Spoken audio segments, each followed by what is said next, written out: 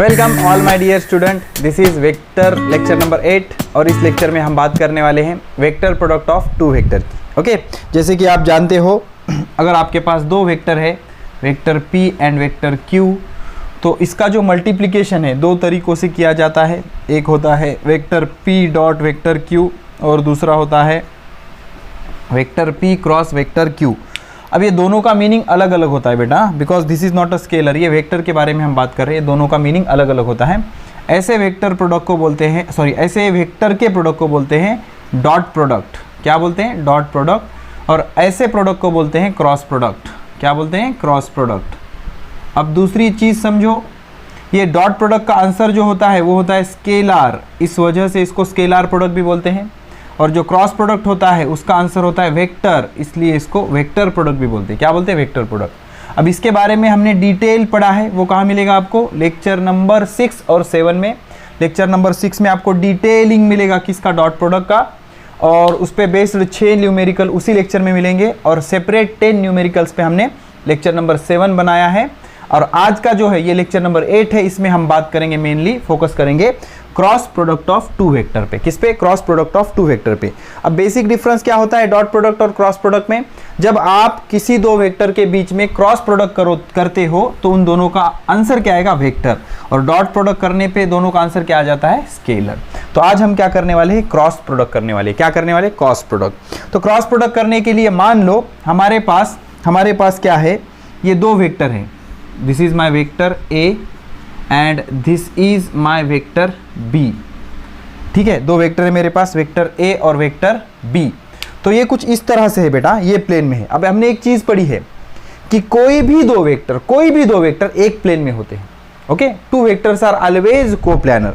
मतलब किस तरह के भी दो वेक्टर अगर आप ड्रॉ करोगे तो वो एक ही प्लेन में रहेंगे, ठीक है। अब for a sake of simplicity मैं क्या करता हूं, इसको ए बोलता हूं, ओके, इसको ए बोलता हूं और इसको बी बोलता हूं, ठीक है। तो अब अगर मैं क्या कर रहा हूं, vector A cross vector B कर रहा हूं, ठीक है, तो इसका आंसर क्या आने वाला है? वेक्टर आने वाला है।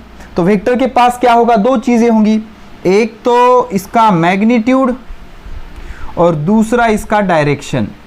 दूसरा क्या? इसका डायरेक्शन। तो अब इन दोनों का क्रॉस प्रोडक्ट करने के बाद जो वेक्टर आ रहा है उसकी मैग्नीट्यूड कितनी होती है? पहले वेक्टर का मैग्नीट्यूड इनटू दूसरे वेक्टर का मैग्नीट्यूड, और मान लो ये दो वेक्टर के बीच का एंगल है थीटा। तो हम डॉट प्रोडक्ट में कैसे सॉल्व कर रहे थे? कॉस थीटा लेकर, तो यहां पर साइन थीटा लेना है। क्या लेना है? Sine theta. तो ये आ गया साइन थीटा। तो इन दोनों को क्रॉस प्रोडक्ट करने के बाद जो आंसर मिल रहा है वो आंसर एक वेक्टर है, और उस वेक्टर का मैग्नीट्यूड कितना है? इतना है, ए बी साइन थीटा। पहले वेक्टर का मैग्नीट्यूड, दूसरे वेक्टर का मैग्नीट्यूड, और दो वेक्टर के बीच का जो एंगल है ना थीटा, उसकी कौन सी वैल्यू? Trigonometric function sine. अब इसका जो डायरेक्शन है वो क्या होता है? Always perpendicular to the plane, containing vector. अब याद रखना, दो वेक्टर हमेशा कोप्लानर होते हैं, एक ही प्लेन में होते हैं। कंटेनिंग वेक्टर, और वो कौन से रूल से फाइंड आउट करते हैं? राइट हैंड थंब रूल या फिर राइट हैंड स्क्रू रूल, ठीक है। तो अब मान लो ये दो वेक्टर है हमारे पास, समझो। अब ये मेरा ये वेक्टर ए है, ये वेक्टर बी है, ये मतलब इसकी डायरेक्शन है, ऐसे मान लो। तो this is my vector A and this is my vector B, समझ रहे हो? ऐसी सिचुएशन है, ये मेरा वेक्टर ए है और ये मेरा वेक्टर बी है। ओके, ऐसा करके आपको बताता हूँ, ये ऐसा रखा है मैंने, this is my vector A and this is my vector B. समझो बेटा, this is my vector A and this is my vector B, ये दो वेक्टर है ऐसे, और ये दोनों के बीच का एंगल क्या है? थीटा है। क्या है? थीटा है। तो मुझे क्या करना है? अब देखो, अब इन दोनों का जो आंसर है वो वेक्टर आने वाला है, और हमें 100% पता है ये वेक्टर जो है उसका मैग्नीट्यूड होगा ए बी साइन थीटा। अब इसकी जो डायरेक्शन है, ये जो प्लेन है इस प्लेन को परपेंडिकुलर है। अब परपेंडिकुलर ये भी है और परपेंडिकुलर ये भी है, ऊपर के दिशा में या नीचे के दिशा में, ऊपर के डायरेक्शन में या नीचे के डायरेक्शन में। अब ये ऊपर या नीचे ये कौन डिसाइड करेगा? ये डिसाइड करेगा राइट हैंड रूल। अभी राइट हैंड रूल क्या होता है? आपको क्या करना है? राइट हैंड लेना है, राइट हैंड को ऐसे पकड़ना है, ये चारों फिंगर्स एक जगह, और थंब ऐसा स्ट्रेच, दोनों में 90 का एंगल होना चाहिए। ठीक है, अब मेरे पास जो मेरे वेक्टर थे टेल टू टेल मैंने उनको अरेंज किया ऐसे, ये मेरा वेक्टर ए है और ये मेरा वेक्टर बी है, दोनों के बीच का एंगल क्या है मेरा थीटा। तो मैं क्या करूंगा, राइट हैंड की जो फिंगर्स है ना, फिंगर्स को पॉइंट करूंगा पहले वेक्टर के डायरेक्शन में, मतलब वेक्टर ए के डायरेक्शन में किया पॉइंट। अब क्या करूंगा, दूसरे वेक्टर की तरफ उसको घुमाऊंगा, घूम रही है, दूसरे वेक्टर की तरफ घूम रही है। अब मेरा जो थंब है वो किधर है, ऊपर की तरफ है, ऊपर की तरफ है। तो this will be my direction of vector A cross vector B, this will be my direction of vector A cross vector B. ठीक है, तो इसके ऊपर का मैं यूनिट वेक्टर मान लेता हूं। Suppose this is my unit vector which I use to indicate the direction of cross product and this is suppose vector cap U. तो ए क्रॉस बी का आंसर क्या आएगा, पहले का मैग्नीट्यूड, दूसरे का मैग्नीट्यूड, दोनों के बीच के साइन की वैल्यू, और क्या आएगा cap vector U, cap vector U. अब मान लो मैं क्या पता कर रहा हूं, B cross A, B cross A. तो पहले इसका मैग्नीट्यूड पता करता हूं मैं। मैग्नीट्यूड कैसा होगा, पहले का मैग्नीट्यूड बी, दूसरे का मैग्नीट्यूड ए, दोनों के बीच के साइन की वैल्यू साइन थीटा। तो अब मुझे पता करना है इसकी डायरेक्शन। तो डायरेक्शन के लिए मेरे पास क्या है, right hand rule, right hand rule या राइट हैंड थंब रूल। तो ये मेरा वेक्टर ए है, ये मेरा वेक्टर बी है, ये मेरा राइट हैंड है। तो मैं पहले क्या करूंगा, इसको वेक्टर बी पे पकड़ूंगा, अब पहले वाले वेक्टर पे। तो पहले वाला वेक्टर यहाँ पर वेक्टर बी, यहाँ पर वेक्टर ए था ना, इसलिए मैंने इसको वेक्टर ए पे पकड़ा था और स्मॉलर एंगल से वेक्टर बी की तरफ घुमाया था। ये मेरा स्मॉलर एंगल है और ये वाला मेरा लार्जर एंगल है, मतलब ये वाला मेरा स्मॉलर एंगल है और ये मेरा लार्जर एंगल है। तो ये रोटेट किससे करना है, स्मॉलर एंगल से करना है। किससे करना है, स्मॉलर एंगल से। अब सेकंड कंडीशन में मेरा वेक्टर कहाँ है, यहाँ पर है, मेरा वेक्टर बी ये है, ये यहाँ पर मैंने उंगलियां रखी, ये मेरा थंब है। अब ये ऐसे मैं अगर घुमाऊंगा तो ये लार्जर एंगल से घूमेगा ना, और मेरी उंगलियां ऐसे तो नहीं घूम सकती, ऐसे नहीं घूम सकती। तो मुझे क्या करना होगा, इसको फ्लिप करना होगा। ठीक है, तो ये मेरा वेक्टर बी के ऊपर मेरी उंगलियां हैं। अब मेरा थंब नीचे की तरफ जा रहा है और मैं इसको घुमा रहा हूं ए की तरफ। ठीक है, ऐसे घुमा रहा हूं, तो मेरा थंब किधर है, नीचे की तरफ। तो this will be my minus cap vector you, ये प्लस यू है तो ये माइनस यू। तो ऐसा जो प्रोडक्ट फाइंड आउट किया जाता है जिसका आंसर वेक्टर आता है उसको बोलते हैं वेक्टर प्रोडक्ट। तो क्या है, vector product of two vector, vector product of two vector, vector A and vector B is a vector, तीसरा वेक्टर है, हुज मैग्नीट्यूड, जिसका magnitude product of magnitude of two vector, product of magnitude of two vector and sine of angle between them, and sine of angle between them and direction is perpendicular to the plane containing vector. Direction is always perpendicular to the plane. इस plane में vector है ना, दो vector ऐसे रखे थे मैंने, okay, ये मेरे वेक्टर थे ऐसा, ये वेक्टर है, वेक्टर भी, ये प्लेन है, तो इसका जो क्रॉस प्रोडक्ट है वो परपेंडिकुलर होगा ऐसे, perpendicular to the plane. Okay, perpendicular to the plane containing the vector. अब परपेंडिकुलर ऊपर हो सकता है, नीचे हो सकता है, कौन डिसाइड करेगा, and given by right hand thumb rule. अभी जो रूल बताया मैंने उसको राइट हैंड थंब रूल बोलते हैं, या फिर राइट हैंड स्क्रू रूल से भी आप उसको पता कर सकते हो। सो this is all about definition of cross product और डेफिनेशन ऑफ वेक्टर प्रोडक्ट। तो यहां से एक चीज समझ आई, वेक्टर प्रोडक्ट का जो आंसर है बेटा वो हमेशा क्या आएगा, वेक्टर आएगा। क्या आएगा, वेक्टर आएगा। ठीक है, let me explain it briefly again, और एक बार मैं आपको ये चीज समझा देता हूं। ठीक है, मान लो अब एक एक चीज समझो, थोड़ा सा लॉजिक आपको आ चुका है ऑलरेडी। सपोज ये मेरा वेक्टर ए है, this is my vector A and this is my vector B. Okay, तो ये दो वेक्टर जो है वो ऐसे है बेटा, this is not like this, okay, this not in the board plane of board के प्लेन में नहीं है वो, ये ऐसे दो वेक्टर है। तो मैं क्या करूंगा, मुझे इतना पता है कि ये दोनों के बीच का एंगल अगर थीटा है तो इसका जो क्रॉस प्रोडक्ट है वो डेफिनेटली एक तो ऊपर होगा या नीचे होगा। ठीक है, तो पहले मैं क्या करता हूं, vector A cross vector B, इसका आंसर वेक्टर आने वाला है। क्या आने वाला है, वेक्टर। तो वेक्टर के पास दो चीजें होंगी, एक तो मैग्नीट्यूड होगा, दूसरा डायरेक्शन होगा। तो मैग्नीट्यूड कितना, पहले का मैग्नीट्यूड, दूसरे का मैग्नीट्यूड, और दोनों के बीच के एंगल की sine value A B sine theta. और डायरेक्शन के लिए हमारे पास क्या है, राइट हैंड थंब रूल। तो राइट हैंड थंब रूल क्या बोलता है कि राइट हैंड को ऐसे पकड़ो, फिंगर्स एक जगह ले लो, थंब को राइट 90 डिग्री एंगल में पकड़ो। अब क्या करो, जो पहले वाला वेक्टर है उसके डायरेक्शन में इस फिंगर को पॉइंट करो। तो मेरे जो दो वेक्टर है बेटा वो ऐसे हैं, this is my first vector vector A and this is my second vector vector B, और ये दोनों के बीच का जो एंगल है this is my angle theta. तो अब मैं क्या करूंगा, मेरी उंगलियों को यहाँ पर पकड़ूंगा। तो जो थंब है मेरा ऑलरेडी ऊपर है, अब घुमाओ उसको, स्मॉलर एंगल से घुमाओ, स्मॉलर एंगल से घुमाओ, ए से बी की तरफ घूम रही है। तो थंब किधर है, ऊपर की तरफ, तो this will be my direction of vector A cross vector B. ठीक है, अब उसके बाद मान लो मुझे बी क्रॉस ए पता करना है, बी क्रॉस ए, तो राइट हैंड रूल, ये मेरा राइट हैंड है, ये मेरी उंगलियां, ये थंब है। अब मैंने क्या किया, इसको वेक्टर बी पे पकड़ा, पहले वेक्टर पे पकड़ना होगा ना, सपोज आपको बी क्रॉस ए पता करना है, vector B cross vector A, तो उंगलियां पहले वेक्टर की डायरेक्शन में पकड़ना है, तो पहले वेक्टर की पहला वेक्टर अब ये है, वेक्टर बी पहले है ना, तो ये पहला वेक्टर, अब मैं इसको घुमा रहा हूँ, लेकिन ये लार्जर एंगल से घूम रहा है ना, ऐसा घूमना लार्जर एंगल से, स्मॉलर एंगल से घुमाना पड़ेगा। अब उंगलियां ऐसे उल्टा तो नहीं घूमेंगी, ठीक है ना, तो इसको ऐसा कर दूंगा मैं, तो अब मेरी उंगलियां ऐसे घूम रही है, परफेक्ट, पहले वेक्टर से दूसरे वेक्टर की तरफ। इस बार पहला वेक्टर ये है, पहले वेक्टर से दूसरे वेक्टर की तरफ, बी क्रॉस ए, तो मेरा थंब किधर है, नीचे की डायरेक्शन में। So this will be the direction of vector B cross vector A. दोनों का मैग्नीट्यूड कैसे है, सेम है, लेकिन डायरेक्शन अपोजिट है। और डायरेक्शन किसने दिया, राइट हैंड थंब रूल ने, राइट हैंड थंब रूल ने। तो यहाँ पर मैं क्या करता हूँ, आपके लिए राइट हैंड थंब रूल का स्टेटमेंट लिख देता हूँ। ओके, राइट हैंड रूल आपको समझ में आ गया होगा, ठीक है, लिखो, हेडिंग लिखो, राइट हैंड थंब रूल। ठीक है, तो क्या करना है आपको, दो वेक्टर को टेल टू टेल प्लेस करना है। Okay, place the vector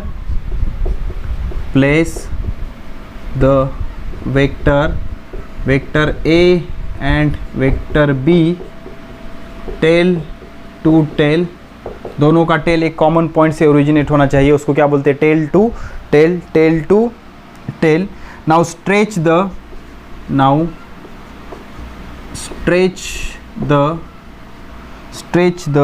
fingers and thumb,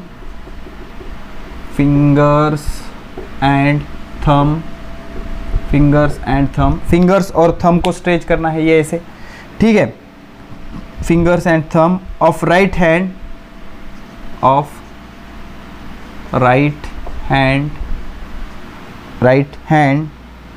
perpendicular to the plane A and B, perpendicular to plane of vector A and vector B।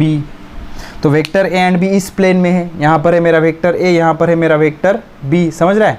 तो राइट हैंड को मुझे परपेंडिकुलर स्ट्रेच करना है ऐसे, ठीक है। अब क्या करना है, if fingers are now close, okay, such that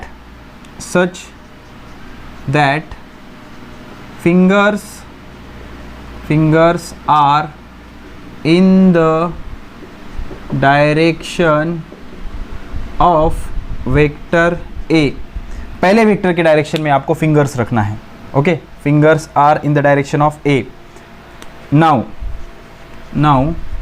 rotate the fingers towards vector B। अब वेक्टर बी की तरफ फिंगर्स को दो तरीकों से घुमाया जा सकता है, एक तो ऐसे या फिर फिंगर्स को ऐसे पकड़ के ऐसे, लेकिन घुमाना कैसे, थ्रू स्मॉलर एंगल। ये स्मॉलर एंगल हो गया and this will be my larger angle, समझ रहे हो ना। ये दो वेक्टर को अगर मैंने ऐसे पकड़ा तो ये मेरा छोटा एंगल हो गया और ये मेरा बड़ा वाला एंगल हो गया। तो हमेशा रोटेट किससे करना है, through smaller angle. Fingers, rotate the fingers towards vector B through smaller angle, then तो अब क्या हो जाएगा, thumb points in the direction of vector A cross vector B. Thumb points in the direction of vector A cross vector B. तो इसको क्या बोलते हैं, right hand thumb rule, right hand thumb rule. अब ऐसे ही इसको राइट हैंड स्क्रू रूल से भी पता किया जा सकता है। ओके, अब इसको ज़्यादा डिटेल में नहीं बताऊंगा मैं आपको, ठीक है, because we are studying regarding the need ना। तो ये हमारा सपोज थीटा है, तो सपोज ये टेल पे अगर आपने यहाँ पर एक स्क्रू रख दिया, राइट हैंडेड स्क्रू रख दिया कुछ ऐसे, ओके, स्क्रू आपको पता है ना, इसमें ऐसे राइट हैंडेड स्क्रू रख दिया। अगर आपने स्क्रू को वेक्टर ए से वेक्टर बी की तरफ घुमाया, ऐसे घुमाया, वेक्टर ए को वेक्टर ए से वेक्टर बी की तरफ घुमाया, तो जिस डायरेक्शन में स्क्रू पॉइंट हो रहा है that gives the direction of cross product. समझ में आया। तो अगर स्क्रू को आपने ए से पहले वेक्टर से दूसरे वेक्टर की तरफ ऐसे घुमाया तो स्क्रू ऊपर की तरफ जाएगा, और आपने ऐसे घुमाया ऐसे बी से ए की तरफ तो स्क्रू नीचे की तरफ आएगा। तो ए से बी की तरफ घुमाया तो स्क्रू ऊपर जा रहा है, तो रोटेट करने पर पहले वेक्टर से दूसरे वेक्टर की तरफ परपेंडिकुलर डायरेक्शन में रख के रोटेट करने पर जिस भी डायरेक्शन में स्क्रू जा रहा है that will give you the direction of cross product. ये क्या दे देगा आपको? Direction of cross product. ठीक है, तो इसका स्टेटमेंट लिख देते हैं हम। चलो स्टेटमेंट लिख देते हैं। स्टेटमेंट क्या बोल रहा है? Statement rotate the right handed screw from first vector to second vector, the direction in which screw advance will be the direction of cross product, direction of cross product. तो ऐसे पता करनी होती है डायरेक्शन किसकी? क्रॉस प्रोडक्ट की। किसकी? Cross product की। ठीक है, आई होप आपको इतनी चीज़ें अच्छे से समझ आई होगी। ठीक है, तो बहुत ही सिंपल तरीके से मैंने आपको क्रॉस प्रोडक्ट समझा दिया है। 2-3 चीज़ें हमारे समझ में आई। एक, क्रॉस प्रोडक्ट का जो आंसर आता है वो एक वेक्टर होता है और उसके डायरेक्शन के लिए हमें right hand thumb rule use करना होता है। ओके, और उसका जो मैग्नीट्यूड होता है वो होता है ए बी साइन थीटा। तो सिंपल सी चीज़ें, vector A cross vector B is equal to A B sine theta cap vector U, and U is the unit vector perpendicular to the plane decided by और given by right hand thumb rule. अगर आप इसका magnitude ले लोगे vector A cross vector B तो direction की कोई ज़रूरत नहीं, डायरेक्शन निकल जाएगा और वो आएगा ए बी साइन थीटा। अगर आपको याद हो बेटा, vector A dot vector B जो कि स्केलार प्रोडक्ट है, इसके आंसर में डायरेक्शन नहीं होगी, उसका आंसर था हमारे पास ए बी कॉस थीटा। क्या था? A B cos theta. और इसकी डायरेक्शन कौन देता है? Right hand thumb rule. अब इसके कुछ एग्जाम्पल, क्रॉस प्रोडक्ट के कुछ एग्जाम्पल मैं आपको बताता हूँ, बहुत ही इंपॉर्टेंट है। वो समझने से पहले 2-3 चीज़ें समझ लो। देखो, एक लीनियर मोशन और दूसरा है रोटेशनल मोशन। ठीक है, लीनियर मोशन मतलब मान लो ये एक सरफेस है, बॉडी का स्ट्रेट लाइन में मूव होना, इसको बोलते हैं लीनियर मोशन। इसकी वेलोसिटी है v, इसका मास है m। ओके, और किसी बॉडी का ऐसे गोल घूमना इसको बोलते हैं रोटेशनल मोशन। क्या बोलते हैं? Rotational motion. अब सीधा जाने के वेलोसिटी को क्या बोलते हैं? लीनियर वेलोसिटी v, और गोल घूमने के वेलोसिटी को बोलते हैं ओमेगा। क्या? Angular velocity. तो लीनियर मोशन में जो वेलोसिटी है उसको बोलते हैं लीनियर वेलोसिटी। क्या बोलते हैं बेटा? Linear velocity denoted by vector v। Body straight line में मूव हो रही है, उसके वेलोसिटी को बोलते हैं लीनियर वेलोसिटी। और अगर बॉडी आपकी गोल घूम रही है, जैसे कि आपका फैन गोल घूम रहा है जब चालू हो तब, ओके, तो अब फैन के रोटेट होने की जो स्पीड है उसको बोलते हैं angular velocity denoted by vector omega. This is not w। एक बार और कहता हूं, ये w नहीं है, दिस इज ओमेगा। क्या है वो? ओमेगा। ठीक है, अब उसके बाद देखो, बॉडी में लीनियर मोशन लाने के लिए उस पर आपको जो कुछ भी लगाना पड़ेगा उसको बोलते हैं हम फोर्स। क्या बोलते हैं? Force is vector f। Force के वजह से क्या प्रोड्यूस होती है? Linear motion. अब बॉडी को गोल घुमाने के लिए 2 फोर्स लगाने होते हैं स्पेशल टाइप के, इक्वल एंड अपोजिट। तो उनको बोला जाता है टॉर्क। क्या बोला जाता है? टॉर्क। अब टॉर्क की डिटेलिंग हम आगे चैप्टर में पढ़ने वाले हैं, लेकिन यहाँ पर सिर्फ आपको मीनिंग समझना है टॉर्क। और ये टॉर्क का सिंबल है, ये देखो, ये ऐसा और ये ऐसा। ठीक है, this is the symbol of torque. और torque is also a vector quantity. तो टॉर्क मतलब जैसे आप भिंगरी को घुमाना है या ढक्कन खोलना है तो आपको ऐसे फोर्स लगाना पड़ेगा ना, इक्वल एंड अपोजिट, ये फोर्स, इसको बोलते हैं टॉर्क। सिंपल सी चीज समझो, लीनियर मोशन लाने के लिए जो कुछ आपको लगाना पड़ेगा उसको बोलेंगे फोर्स, और रोटेशनल मोशन लाने के लिए जो कुछ भी लगाना पड़ेगा उसको बोलेंगे टॉर्क। क्या बोलेंगे? टॉर्क। अब लीनियर वेलोसिटी चेंज होगी तो क्या आएगा? Linear acceleration denoted by vector A. और अगर एंगुलर वेलोसिटी चेंज होगी तो क्या आएगा? एंगुलर एक्सेलरेशन, क्या आएगा, एंगुलर एक्सेलरेशन, इसको रिप्रेजेंट करेंगे वेक्टर अल्फा से।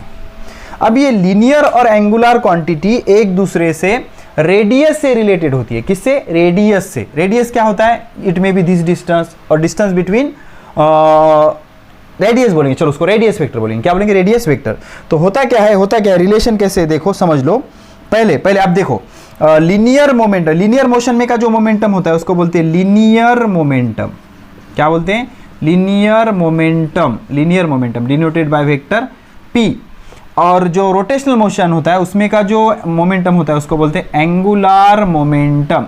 क्या बोलते हैं, angular momentum, it is denoted by vector j, vector j। तो angular momentum, linear momentum, okay. और सबको पता है लीनियर क्वांटिटीज के वैल्यूज पता है, displacement upon time, linear velocity displacement upon time, force is equal to mass into acceleration, okay, momentum is equal to mass into velocity. तो इस तरह के कुछ फॉर्मूले होते हैं। तो ये दो क्वांटिटीज एक दूसरे से रिलेटेड होती हैं क्रॉस प्रोडक्ट से। किससे, क्रॉस प्रोडक्ट से। तो सबसे पहला रिलेशन नंबर 1, वेरी इंपॉर्टेंट, बेटा रट्टा मार लो इसका, आगे आपको इसका डिटेलिंग और मिलेगा। Tau is equal to vector R cross vector F. अब इसको एफ क्रॉस आर नहीं लिख सकते आप, क्यों नहीं, अभी 2 मिनट के बाद मैं एक्सप्लेन करूंगा प्रॉपर्टीज ऑफ क्रॉस प्रोडक्ट में। तो इसको ऐसे लिख सकते हैं, पहले torque is equal to R cross F, F cross R इसको हम नहीं लिख सकते। नंबर 2, तो टो क्या होता है, टॉर्क, जिसके वजह से रोटेशनल मोशन आ रही है। आर क्या होता है, radius vector, radius vector. F क्या होता है, फोर्स, एफ क्या होता है, फोर्स। उसके बाद vector v is equal to होता है omega cross R, very important formula बेटा, vector v is equal to omega cross R. आज ही रट्टा मार लो इसको, r क्रॉस ओमेगा भी नहीं लिख सकते हम, क्यों नहीं लिख सकते अभी बताऊंगा, टेंशन मत लेना। Number 3, vector a is equal to vector alpha cross vector r। a मतलब लीनियर मोशन वाला एक्सेलरेशन, एंगुलर मोशन वाला एक्सेलरेशन, r मतलब रेडियस वेक्टर, r मतलब रेडियस वेक्टर। और fourth formula very important, vector j मतलब angular momentum is equal to vector r cross vector p। तो ये दोनों एक स्टाइल के फॉर्मूले हैं, इनमें r पहले है और लीनियर वाली क्वांटिटी बाद में है। और ये वाले फॉर्मूले सेम फैशन के हैं, इसमें एंगुलर वाली क्वांटिटी पहले है और r बाद में है, ओके। तो इसको हम फ्लिप करके भी नहीं लिख सकते, r ओमेगा नहीं लिख सकते, r अल्फा नहीं लिख सकते, पी आर नहीं लिख सकते, जैसा है वैसे ही याद करना है, ठीक है। तो अभी के लिए आप इसको जस्ट रट्टा मार लो, आगे बहुत काम आने वाला है, ठीक है, हो गया। तो इतने सारे क्रॉस प्रोडक्ट के एग्जाम्पल है, ओके, चलो ठीक है। अभी के लिए आपका थोड़ा सा यहाँ पर सर चकरा रहा होगा, सर ये क्या है, टॉर्क क्या है, जे क्या है, तो थोड़ा सा बेटा यहाँ पर एडजस्ट करो, ये आगे डिटेलिंग है आपको, हमें सिर्फ क्रॉस प्रोडक्ट के बारे में पढ़ना था यहाँ पर। तो क्रॉस प्रोडक्ट के 4 फॉर्मूले मैंने आपको दे दिए, ठीक है, ज़्यादा टेंशन लेने की जरूरत नहीं है, वो फॉर्मूले आगे और डिटेल में विद प्रूफ आपको आने वाले हैं, ठीक है। अब इसके बाद चलते हैं, आगे बढ़ते हैं और समझते हैं प्लैटिनम की पॉइंट, प्लैटिनम की पॉइंट ऑफ क्रॉस प्रोडक्ट, ठीक है। आराम आराम से लिखो, नोट करो और इसको समझो बेटा। फर्स्ट पॉइंट क्या बोल रहा है, vector product of two vector is a vector perpendicular to the plane containing two vector, okay. तो पहला point, vector product of two vector is a vector, तभी तो नाम वेक्टर प्रोडक्ट रखा है ना। Vector product of two vector is a vector which is always perpendicular to the plane containing vector, that is orthogonal, उसको orthogonal बोलते हैं ना, orthogonal vector, orthogonal vector, okay. तो देखो बच्चों, होता क्या है, आपको क्या करना है, दो वेक्टर का क्रॉस प्रोडक्ट करना है। दिस इज वेक्टर ए, वही चीज बार बार रिपीट होगी, दिस इज वेक्टर बी, और दोनों के बीच का एंगल क्या है, थीटा। तो ये दोनों का अगर आपको क्रॉस प्रोडक्ट करना है, तो क्रॉस प्रोडक्ट एक वेक्टर क्वांटिटी है जिसकी जो डायरेक्शन है ऑलवेज परपेंडिकुलर रहेगी प्लेन के ऊपर या नीचे। तो कैसे, ए क्रॉस बी अगर करोगे तो ऊपर की तरफ, ये आ गया vector A cross vector B. तो ये वेक्टर इन दोनों के लिए ऑर्थोगोनल है, ये प्लेन में थे ए और बी, और ये परपेंडिकुलर।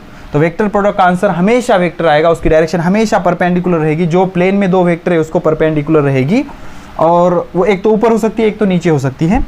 तो ऊपर या नीचे कौन डिसाइड करेगा? Right hand thumb rule. Okay, अब बी क्रॉस ए पता करना है तो ये ऐसे स्मॉलर एंगल से राइट हैंड की उंगलियां रोटेट करो, जिधर आपका थंब आ रहा है that will be the direction of vector B cross vector A. तो अब क्या vector A cross vector B is equal to vector B cross vector A लिख सकते हो? आप नहीं लिख सकते, बिकॉज भले ही दोनों का मैग्नीट्यूड सेम है लेकिन डायरेक्शन अपोजिट है। तो इक्वल है क्या? नहीं। तो अभी हमने फॉर्मूला लिखा था vector tau is equal to R cross F.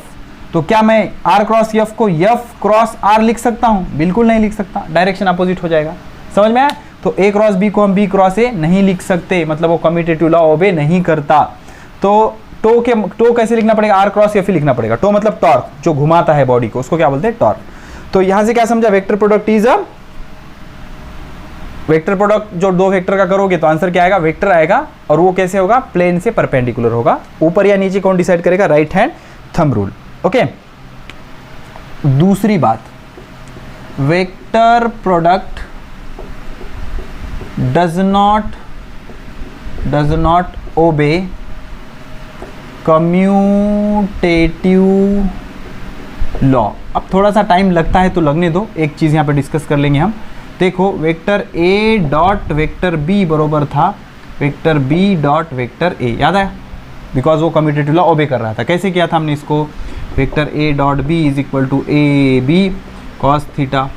Vector B dot vector A को क्या लिखा था? B A cos theta. अब आप ए बी कॉस थीटा बोलो या बी ए कॉस थीटा बोलो, कुछ फर्क नहीं पड़ता, बिकॉज उसका आंसर क्या है? स्केलर है। 3 इंटू 2 6, 2 इंटू 3 इज ऑल्सो 6। तो वो कम्यूटेटिव था, लेकिन यहाँ पर ऐसे नहीं होगा बेटा। Vector A cross vector B is equal to minus vector B cross vector A. मतलब भले ही इन दोनों का मैग्नीट्यूड सेम है लेकिन डायरेक्शन कैसी होती है? अपोजिट होती है। ठीक है, तो ये कम्यूटेटिव लॉ ओबे नहीं करता। तीसरी चीज, अगर आप क्या कर रहे हो, वेक्टर ए क्रॉस बी का मैग्नीट्यूड पता कर रहे हो, तो क्या करना होगा? पहले का मैग्नीट्यूड, दूसरे का मैग्नीट्यूड, दोनों के एंगल की साइन वैल्यू। और डॉट प्रोडक्ट में क्या होता है बेटा? Vector A dot vector B, जिसको स्केलर प्रोडक्ट बोलते हैं हम, ए बी कॉस थीटा होता है, इधर साइन थीटा होता है। तो इधर दो रेश यानी मॉड लेने की जरूरत नहीं है, because scalar product is always a scalar. Okay, vector product vector होता है और यहाँ पर मैग्नीट्यूड लेने की वजह से यूनिट वेक्टर लिखने की जरूरत नहीं है, बिकॉज डायरेक्शन बताने की जरूरत नहीं है। ठीक है, हो गया, लिख लो। ओके, चलो आगे बढ़ते हैं। तो वेक्टर प्रोडक्ट जो प्लेन में दो वेक्टर है उनसे हमेशा कैसे होता है? परपेंडिकुलर होता है। कैसे होता है? परपेंडिकुलर होता है। ठीक है, तो अब समझते हैं फोर्थ पॉइंट। ठीक है, तो फोर्थ पॉइंट क्या बोल रहा है? वेक्टर प्रोडक्ट इज डिस्ट्रीब्यूटिव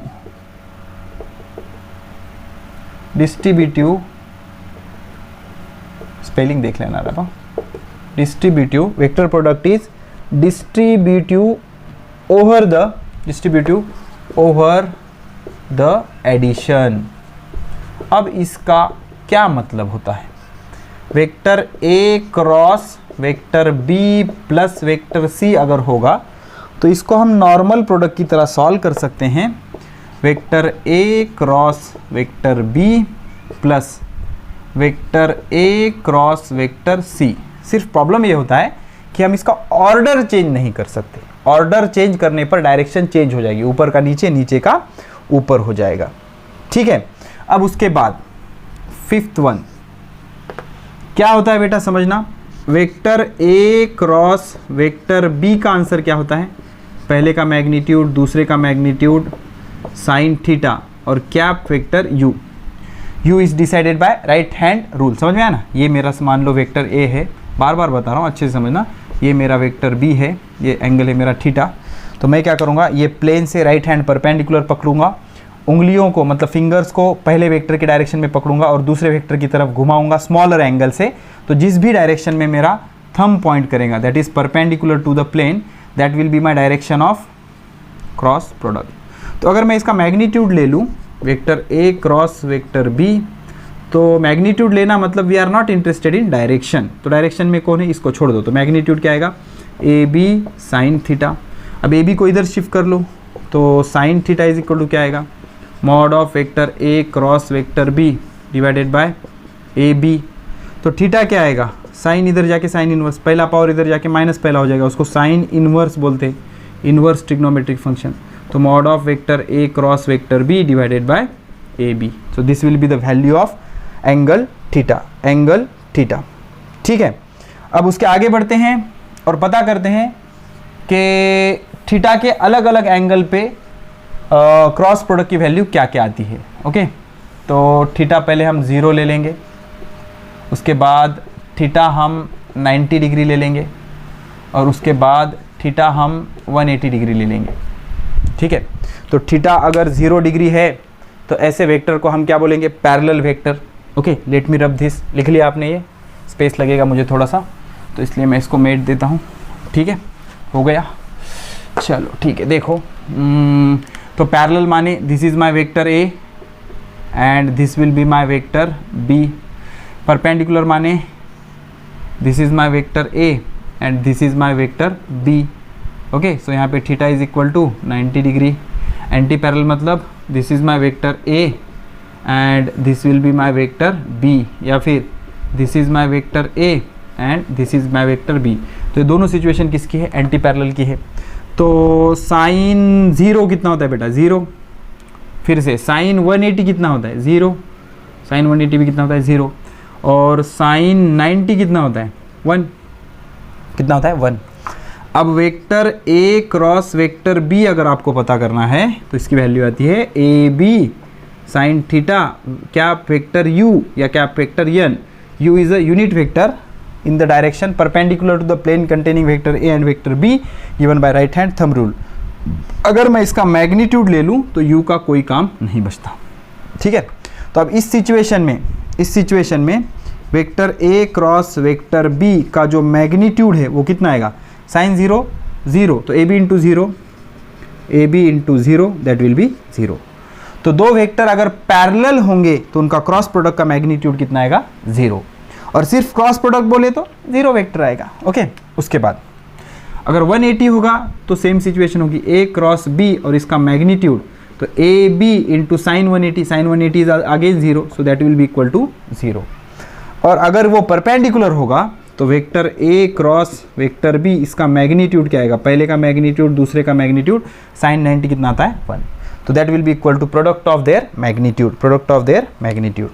ठीक है, उसके बाद point number 7, self cross product is always 0 या 0 वेक्टर बोल सकते हो आप, 0 वेक्टर, मैग्नीट्यूड ले लोगे तो 0। अब सेल्फ मतलब क्या, जैसे सेल्फी होता है ना, खुद की फोटो खींचना, उसको बोलते हैं सेल्फी। तो सेल्फ क्रॉस प्रोडक्ट मतलब वेक्टर ए का उसी के साथ क्रॉस प्रोडक्ट करना। फॉलो द डेफिनेशन, पहले का मैग्नीट्यूड दूसरे का मैग्नीट्यूड, साइन 0 उसी वेक्टर का उसी वेक्टर के साथ एंगल कितना होगा, 0, कैप वेक्टर u। तो साइन 0 कितना होता है, 0, तो मैग्नीट्यूड 0 हो जाएगा, तो ये क्या आएगा, 0 वेक्टर। और अगर आप सिर्फ मैग्नीट्यूड लोगे तो 0 वेक्टर का मैग्नीट्यूड क्या होगा, 0 होगा।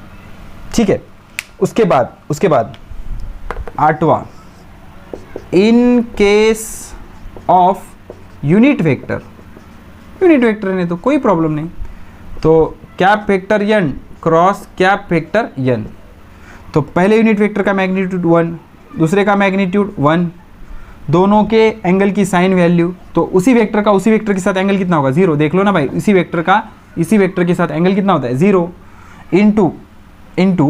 Into unit vector which is perpendicular to this plane and this will be 0, तो इसका आंसर भी क्या आएगा, 0 वेक्टर। तो उसी वेक्टर का उसी वेक्टर के साथ या उसी यूनिट वेक्टर का उसी यूनिट वेक्टर के साथ क्रॉस प्रोडक्ट कितना आएगा, 0 आएगा बेटा। कितना आएगा, 0 आएगा। हो गया, चलो ठीक है, आगे बढ़ते हैं और बहुत इंपॉर्टेंट चीज़ समझते हैं। अब हमने क्या सीखा कि दो यूनिट वेक्टर अगर सेम होंगे तो उसका क्रॉस प्रोडक्ट कितना होता है, 0। अब ये प्रैक्टिस करनी होती है आपको इसके, और सारी चीज़ें अच्छे से समझनी होती है। तो अब हमारे पास क्या है, देख लो, हमारे पास 3 ऑर्थोगोनल यूनिट वेक्टर हैं, ये जैसे कि ओके। तो मान लो this is my x axis, this is my y axis and this is my z axis. तो x एक्सिस पे जो मेरा यूनिट वेक्टर होता है उसको बोलता हूँ मैं cap vector i, Y axis पे जो होता है उसको बोलता हूँ कैप वेक्टर जे, और जेड एक्सिस पे जो होता है उसको बोलता हूँ कैप वेक्टर के। तो अगर मैं आई क्रॉस आई करूँ तो आंसर आएगा 0, जे क्रॉस जे करूँ तो आंसर आएगा 0, के क्रॉस के करूँ तो आंसर आएगा 0 या 0 वेक्टर बोल दो, और सिर्फ मैग्नीट्यूड लोगे तो 0 आ जाएगा। ठीक है, तो उसी वेक्टर का उसी वेक्टर के साथ क्रॉस प्रोडक्ट कितना होता है? 0। क्यों? बिकॉज उसी वेक्टर का उसी वेक्टर के साथ एंगल 0 होता है, और एंगल 0 होने की वजह से साइन 0 की वैल्यू क्या हो जाती है? 0 हो जाती है। अब उसके बाद बेटा 10th पॉइंट जो कि बहुत ही ज़्यादा इंपॉर्टेंट है, उसको मैं डिटेल में समझाता हूँ आपको। मान लो आपको आई क्रॉस जे पता करना है, आई क्रॉस जे, तो पहले का मैग्नीट्यूड 1, दूसरे का मैग्नीट्यूड 1, दोनों के बीच की साइन वैल्यू साइन 90 डिग्री। कैसे 90? देखो ये मेरा आई है, ये मेरा जे है, दोनों के बीच का एंगल कितना है? 90 डिग्री।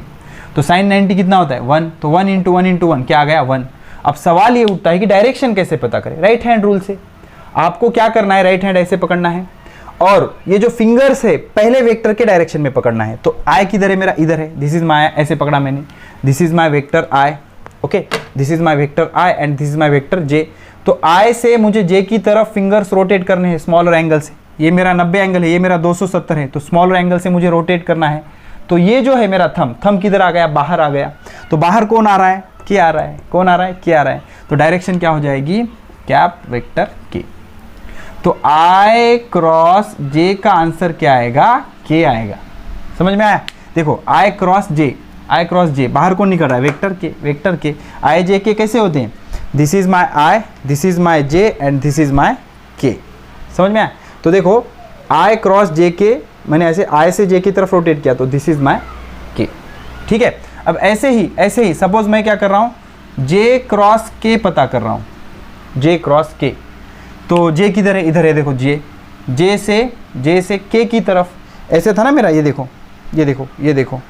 तो this is my I, this is my J, this is माई के। तो मुझे पहले वेक्टर पे मेरे फिंगर्स पकड़ने हैं, और दूसरे वेक्टर की तरफ जे से के की तरफ मैंने रोटेट किया, तो थंब इधर पॉइंट हो रहा है ना, तो इधर क्या है? मेरा आई है। तो जे क्रॉस के क्या आएगा? आई आएगा। पहले का मैग्नीट्यूड 1, दूसरे का मैग्नीट्यूड 1, दोनों के बीच का एंगल 90 डिग्री, साइन 90 कितना आता है? 1 आता है। तो जे क्रॉस के कितना आया? आई आया। ऐसे ही मुझे क्या पता कर सकता हूँ मैं? के क्रॉस आई, के क्रॉस आई। तो यहाँ पर मेरा के है, यहाँ पर मेरा आई है, दोनों के बीच का एंगल 90 डिग्री। पहले का मैग्नीट्यूड 1, दूसरे का मैग्नीट्यूड 1, एंगल कितना है? 90 डिग्री। साइन 90 कितना होता है? 1, 1 इंटू 1 इंटू 1, आंसर कितना आया? 1 आया। अब डायरेक्शन कैसे पता करोगे के क्रॉस आई का? तो देखो this is my I, this is my J, this is माई के। तो मुझे पहले वेक्टर पे फिंगर्स पकड़ने होते हैं, पकड़ लिया मैंने पहले वेक्टर से फिंगर्स, दूसरे की तरफ मतलब आई की तरफ उसको घुमाओ, आई की तरफ, तो ऊपर की डायरेक्शन में। तो ऊपर की डायरेक्शन कौन सी है? ऊपर की डायरेक्शन है जे की। तो के क्रॉस आई का आंसर क्या आएगा? कैप वेक्टर जे, कैप वेक्टर जे।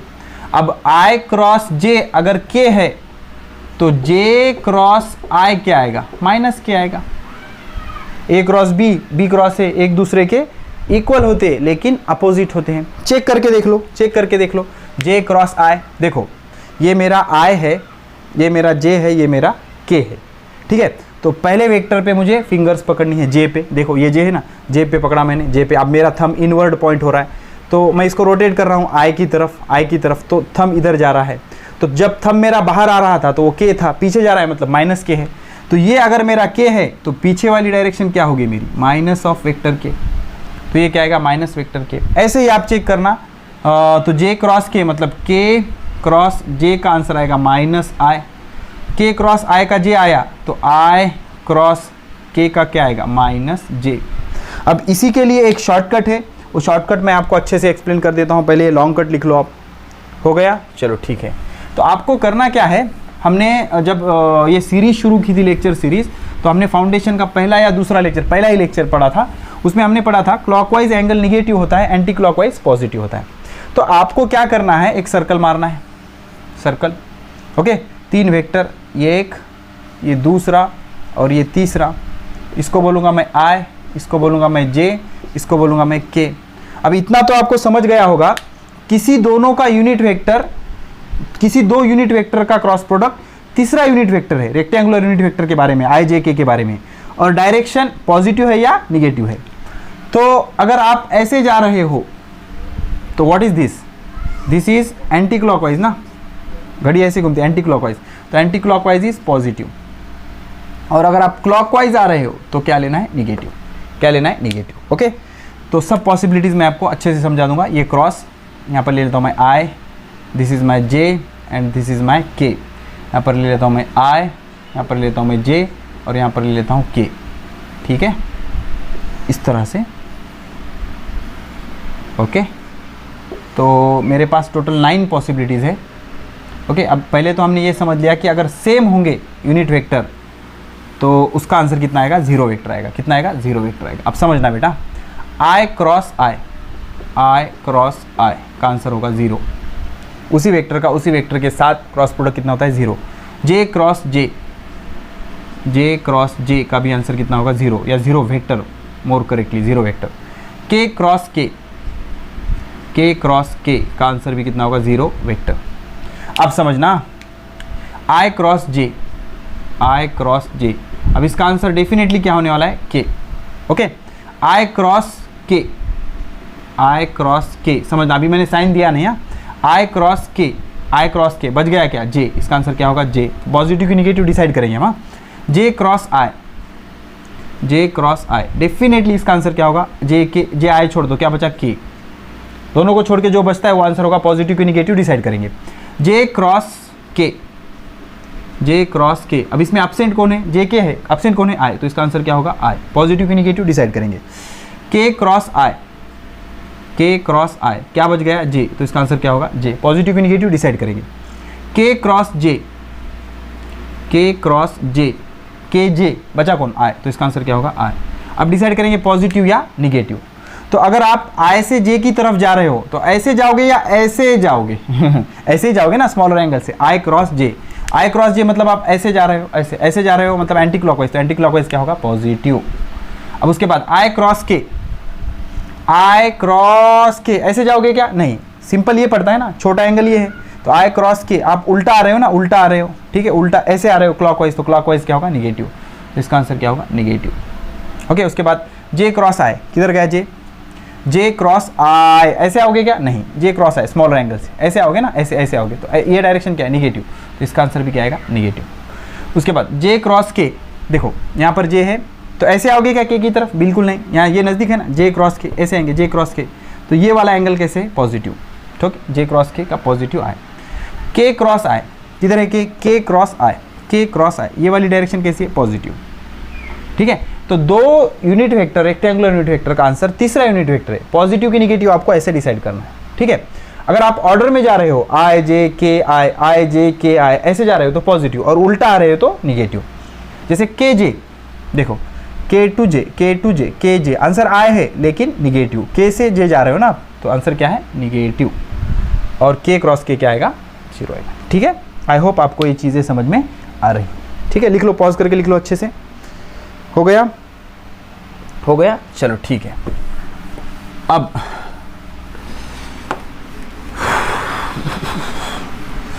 मान लो आपका जो वेक्टर है, वेक्टर ए कुछ ऐसे है, A X cap vector I, A Y cap vector J, A Z cap vector के। ठीक है, और वेक्टर बी क्या है, बी एक्स कैप वेक्टर आई, बी वाई कैप वेक्टर जे, B Z cap vector K. तो आपको क्या करना है, इसका क्रॉस प्रोडक्ट पता करना है, vector A cross vector B. ठीक है, तो इसका क्रॉस प्रोडक्ट पता करने के लिए आपको क्या करना होता है, एक डिटर्मिनेंट सॉल्व करना होता है। जैसे 2/2 का आपने 10th स्टैंडर्ड में सॉल्व किया, ऐसे 3/3 का होता है। तो पहला रो क्या लेना है, आई जे और के। दूसरा रो क्या लेना होता है, जो पहला वेक्टर है ना उसके coefficient, A X A Y with sine ना, और ए जेड। और दूसरा जो वेक्टर होता है उसके कोएफिशिएंट यहाँ पर B X B Y and B Z. This is the answer. जैसे कि इसका ही अगर आप डॉट प्रोडक्ट सॉल्व करोगे, vector A dot vector B, अगर आपको याद हो तो आप कैसे करते हो, ए एक्स बी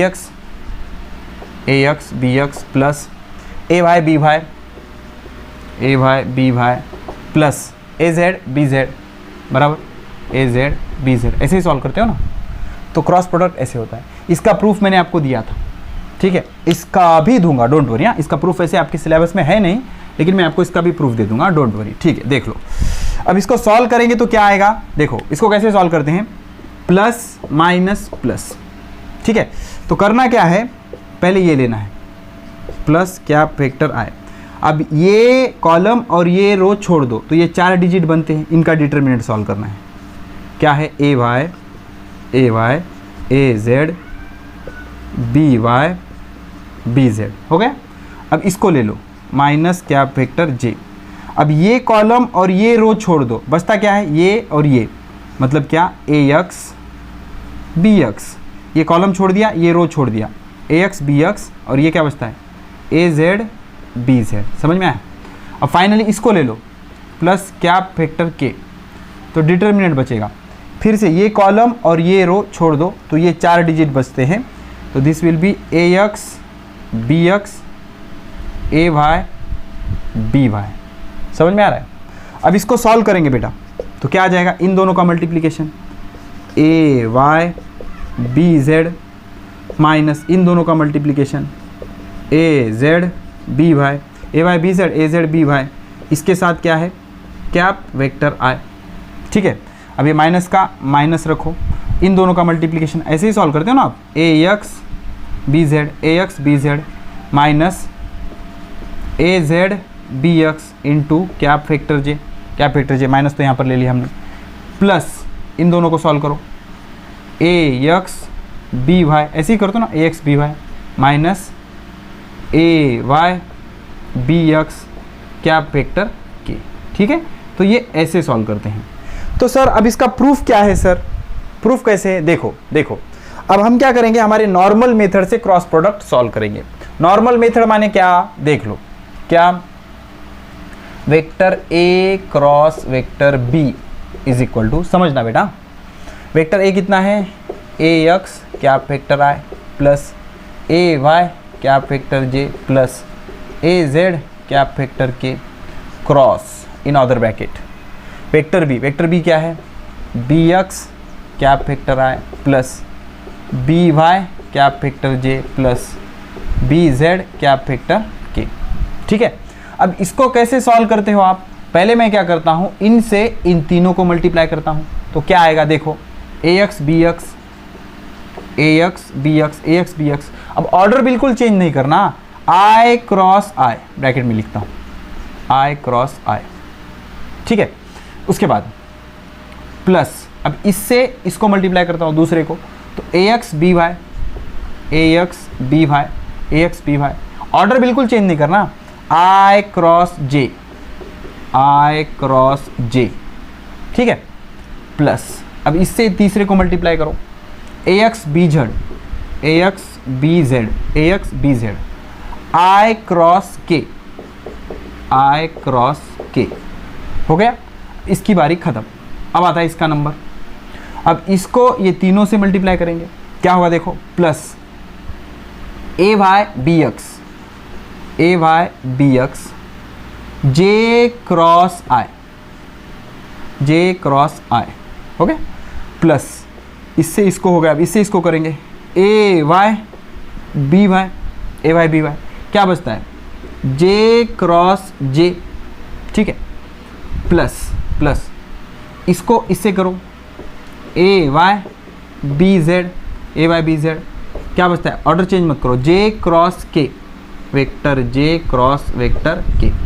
ठीक है, तो दूसरा भी खत्म। अब कौन बचता है, तीसरा। इसको ये तीनों से मल्टीप्लाई करना है और यूनिट वेक्टर का ऑर्डर बिल्कुल चेंज नहीं करना है। क्या आ जाएगा, ए जेड बी एक्स क्या है बेटा, के क्रॉस आई। ठीक है, plus A Z B Y के क्रॉस जे, ऑर्डर चेंज नहीं करना है, के क्रॉस जे। ठीक है, plus A Z B Z क्या बचा, के क्रॉस के। अब एक चीज़ समझो बेटा, हमारे पास है, अगर सेल्फिंग होगा मतलब सेल्फ क्रॉस प्रोडक्ट इज 0, तो सेल्फ क्रॉस प्रोडक्ट इज 0, तो ये पूरा क्या हो जाएगा 0। जे क्रॉस जे 0, तो ये पूरा क्या हो जाएगा 0। k क्रॉस k 0, तो ये पूरा क्या हो जाएगा 0। तो 3 टर्म निकल गए। अब कितने टर्म बचे, 1 2 3 4 5 6। यहाँ पर देखो कितने टर्म है, 1 2 3 4 5 6। अब इसका आंसर और इसका आंसर सेम आता है, तो क्रॉस प्रोडक्ट सॉल्व किया, ऐसे आया, ऐसे को ऐसा कर सकते हैं, ऐसे को ऐसा लिख सकते हैं। नहीं सर प्रूफ करके बताओ, प्रूफ कर देता हूँ आपके लिए, चलो कोई टेंशन नहीं। अब अपने वाला शॉर्टकट बताता हूँ। अगर हम I से J की तरफ, J से K की तरफ या K से I की तरफ जा रहे हैं तो positive, I J K I ऐसे फॉलो कर रहे हैं तो पॉजिटिव। ठीक है, अभी देख लो देख लो देख लो। अब डायरेक्ट करता हूँ मैं आपके लिए। तो पहली टर्म क्या है मेरी, AX BY, I J का आंसर क्या आएगा, K। ऑर्डर है क्या, I J, यस ऑर्डर है, मतलब पॉजिटिव। ठीक है, प्लस अब ये क्या है, AX BZ, तो I K का आंसर क्या है, J। तो I K फॉलो नहीं हो रहा है ना, बीच का J छूट गया, I K, तो इसका आंसर क्या आएगा, निगेटिव। तो ये निगेटिव होगा तो प्लस माइनस माइनस, डायरेक्ट करो, प्लस माइनस माइनस। समझ में आया, ये माइनस क्यों समझ में आया, बिकॉज I क्रॉस K, तो I क्रॉस K कैसे आएगा, इधर से आएगा ना, उल्टा I क्रॉस K, तो I क्रॉस K का आंसर क्या आएगा, negative of J। Okay, plus ये आप यहाँ पे आ जाओ, AY BX, J cross I उल्टा आ रहा है ना, J क्रॉस I उल्टा आ रहे हैं हम, तो माइनस क्या आएगा, तो ये प्लस माइनस माइनस, ये क्या वेक्टर K। ठीक है, यहाँ पे आ जाते हैं, अब ये तो 0 है ना, यहाँ पे आ जाते हैं, plus AY BZ, J cross K order में ना, JK I, इसका आंसर क्या आएगा, I, पॉजिटिव है, उल्टा आ रहा है निगेटिव, सीधा जा रहा है पॉजिटिव। ठीक है, अब उसके बाद यहाँ पर आ जाओ, AZ BX, K cross I, सीधा आ रहा है ना बेटा, देखो ना, K क्रॉस I, तो आंसर क्या आएगा, J, तीसरा वाला। प्लस किसी दोनों का क्रॉस प्रोडक्ट तीसरा आता है, ऑर्डर में है पॉजिटिव, अपोजिट है निगेटिव। कौन सा हो गया बेटा, ये हो गया। अब ये बचा AZ BY,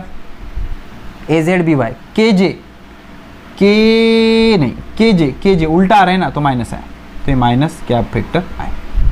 ठीक है, तो अब क्या करो, I वाली टर्म देखो, this is the term of I, this is the term of I, दोनों में से अगर I कॉमन निकाला तो क्या आ जाएगा, पहले पॉजिटिव वाला लिखो, AY BZ minus AZ BY cap vector I, cap vector I, देखो AY BZ minus AZ BY cap vector I।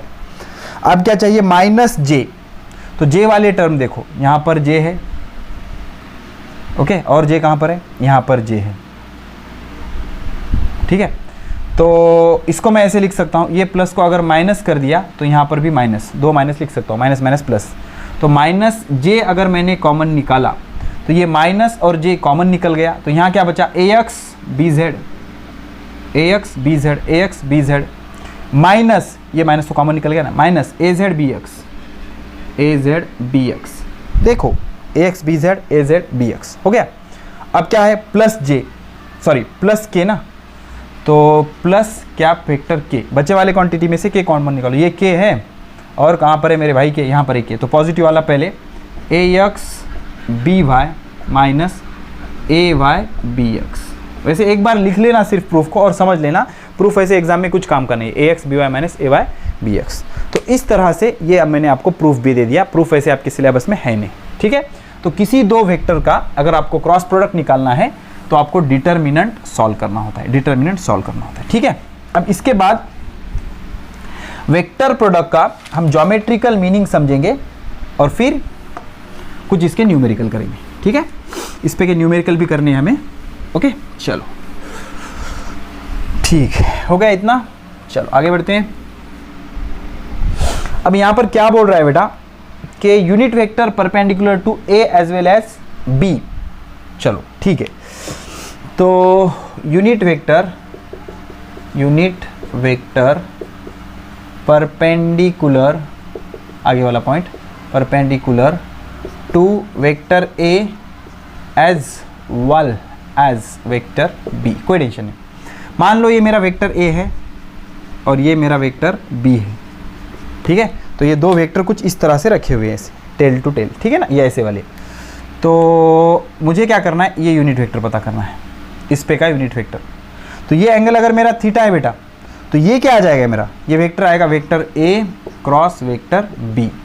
तो मान लो मैं इसको बोलता हूँ वेक्टर आर, क्या बोलता हूँ, वेक्टर आर। तो मुझे पता करना है कैप वेक्टर आर, क्या पता करना है, कैप वेक्टर आर। तो कैप वेक्टर आर क्या होगा, vector R divided by magnitude of vector R. तो वेक्टर आर क्या है, वेक्टर आर है vector A cross vector B, और मैग्नीट्यूड ऑफ वेक्टर आर क्या है, ए बी साइन थीटा।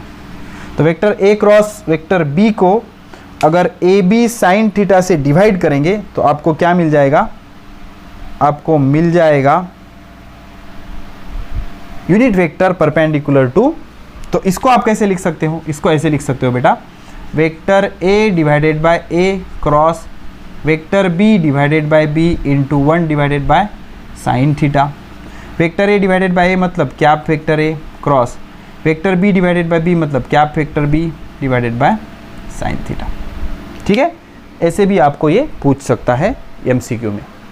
हो गया, चलो जो कुछ भी पॉइंट का नंबर है डायल के आगे लिखते जाओ। तो आगे वाला पॉइंट, नेक्स्ट पॉइंट क्या बोल रहा है, मान लो vector A comma B and vector C are coplanar vector. Coplanar vector मतलब ये तीन वेक्टर है ऐसे, एक ही प्लेन के तीन वेक्टर हैं ऐसे, ठीक है ना, ये तीन वेक्टर है ऐसे। तो अगर मैंने ऐसे फाइंड आउट किया बेटा, क्या vector A dot vector B cross vector C, तो इसका आंसर क्या आएगा, 0। क्यों आएगा, बिकॉज दो परपेंडिकुलर वेक्टर का क्रॉस प्रोडक्ट 0 होता है। कैसे आप देख लो, this is my vector A, this is my vector B and this is my vector C. ये मेरा ए है, ये मेरा बी है, ये मेरा मान लो इधर लिखा देता हूँ मैं, ये मेरा सी है। ठीक है, तो इन दोनों का बी क्रॉस सी का जो क्रॉस प्रोडक्ट आएगा वो ऐसे आएगा। सपोज ये वेक्टर डी है, अब वेक्टर डी और वेक्टर ए के बीच का एंगल कितना है, 90 डिग्री। इस वजह से इसका आंसर क्या आएगा, 0, या फिर इसको बोल 0 डॉट प्रोडक्ट है, क्या आएगा, 0 आएगा। ठीक है, देखो ये मेरा बी क्रॉस सी है and this is my vector A, तो बी क्रॉस सी का आंसर इधर आएगा। तो ये वेक्टर में और ये वेक्टर में एंगल कितना है, 90 डिग्री। तो दो वेक्टर अगर परपेंडिकुलर होंगे तो दोनों का डॉट प्रोडक्ट कितना आता है, 0 आता है। तो vector A dot B cross C क्या आएगा, 0। बी क्रॉस सी प्लेन से परपेंडिकुलर हो जाएगा। अब इससे परपेंडिकुलर मतलब इससे भी परपेंडिकुलर, बिकॉज ये कोप्लानर है ना। तो अगर ये दोनों के बीच का एंगल 90 डिग्री होगा तो किसी भी दो वेक्टर के बीच का एंगल अगर 90 डिग्री है तो उनका डॉट प्रोडक्ट कितना आता है, 0 आता है। ओके, तो तीन कोप्लानर वेक्टर का, दो वेक्टर का क्रॉस प्रोडक्ट पहले वेक्टर के साथ डॉट किया तो आंसर आएगा 0 वेक्टर, आंसर आएगा 0 वेक्टर। और इसका रीजन क्या लिखोगे, since vector B cross vector C is perpendicular to vector A. B cross C, vector D को क्या बोलते हो आप, vector B cross vector C. तो B cross C vector A से कैसा है, परपेंडिकुलर है, इसलिए उसका आंसर क्या आ जाएगा, 0। अब आगे वाला पॉइंट, जो कुछ भी पॉइंट है नंबर डाल के लिखते चलो। क्या है कि भाई स्केलर और vector can not be divided by vector. Scalar और वेक्टर, वेरी इंपॉर्टेंट बेटा, स्केलर को वेक्टर से डिवाइड नहीं कर सकते और वेक्टर को तो वेक्टर से बिल्कुल डिवाइड नहीं कर सकते। स्केलर और vector can't be divided by vector. तो vector in denominator is not allowed, denominator में वेक्टर अलाउड नहीं है। ठीक है, अब उसके बाद सिंपल सी चीज़ है, दो वेक्टर का आंसर प्रोडक्ट के बाद अगर आपको वेक्टर चाहिए तो क्रॉस प्रोडक्ट करो, और दो वेक्टर का प्रोडक्ट अगर आपको स्केलर चाहिए तो डॉट प्रोडक्ट करो। क्या करो, डॉट प्रोडक्ट करो। Okay, simple. दो वेक्टर है, 2 vector. Okay, next point, 2 vector, अगर इनका प्रोडक्ट मतलब गुणाकार आपको चाहिए स्केलर तो डॉट प्रोडक्ट करो। Vector A dot B, answer आएगा ए बी कॉस थीटा, कोई डायरेक्शन नहीं। और अगर आपको इसका आंसर वेक्टर चाहिए तो क्रॉस प्रोडक्ट करो, vector A cross vector B तो आएगा A B sine theta, cross product में साइन थीटा होता है, sine theta cap vector U या cap vector N which is a unit vector along the perpendicular direction. तो दो vector का जो डायरेक्शन होता है क्रॉस प्रोडक्ट का हमेशा परपेंडिकुलर होता है। कैसे होता है, परपेंडिकुलर होता है। ओके, अब बहुत ही ज़्यादा interesting cheese, geometrical meaning of vector product. Geometry में हम एरिया निकालते हैं ना, geometrical meaning of vector product, vector product, vector product. इसमें दो चीज़ें हैं हमारे पास, दो चीज़ें हैं। ओके, तो वो दो चीज़ें क्या है, दो चीज़ें क्या है समझना। पहली चीज़ नंबर 1, एरिया ऑफ पैरेललोग्राम। समझना बेटा, एरिया ऑफ पैरेललोग्राम। पैरेललोग्राम का हम एरिया पता करेंगे, एरिया ऑफ पैरेललोग्राम। तो देख लो बेटा, हमारे पास ये पैरेललोग्राम होता है ऐसा, ठीक है ना, पैरेललोग्राम होता है। ये है मेरा O P, this is my O Q, इसको डायरेक्शन है, this is O P, this is O Q and this will be my O R. Okay, it has a direction बेटा ऐसे। तो सपोज़ ये मेरा वेक्टर ए है and this is my vector B and the angle between them is theta. क्या है? Theta.